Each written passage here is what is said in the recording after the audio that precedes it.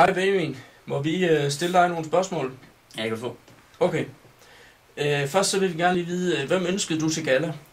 Jeg ønsker selvfølgelig Vicky. Ja, Vicky. Selvfølgelig. Jamen, naturligvis Vicky. Nu endte det jo med, at det blev Kenneth, der fik hende. Har du nogle ord, du sådan vil sige til Kenneth? Ja, men jeg synes ikke, det er ikke noget pænt noget, han gør mod mig. Jeg har kendt Kenneth nu i nogle år, og det føles det som en kniv i ryggen, det han gør mod mig. Så det synes jeg ikke er pænt gjort. Så lidt bitter, det er jeg da. Jeg synes bare, han skal vide, at jeg blev fyldt med en enorm vrede inde i mit hjerte. Jeg hader Kenneth! Jeg hader ham! Det gør jeg! Jeg synes, det er jo fuldstændig åndssvagt, det han gør. Altså, jeg ønsker Vicky, og alle ved efter, jeg har sunget sang til alle mulige, vi er det perfekte par. Og så får jeg Kirsten. Det synes jeg godt nok. Jeg har også overvejet, om jeg skulle hen og snakke med de der laver det der galla, fordi de kunne nok godt have ordnet rimelig meget bedre, synes jeg i hvert fald. Kenneth.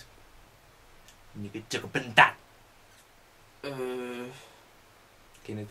Dig og mig udenfor, når du er klar.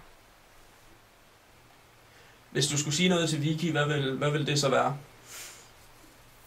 Så vil jeg nok sige, at jeg var lidt skuffet over hende. Jeg synes, jeg havde gjort mit. Jeg har skrevet sang, og sunget sang for hende. Og givet en blomst, og jeg husker ikke, at Kenneth han har gjort nogle af de ting. Så jeg forstår ikke, hvorfor hun sagde ja til ham. Så det er jeg lidt skuffet over. Ja, så synes jeg, hun skulle vide, at det har været utrolig hårdt for mig, det her.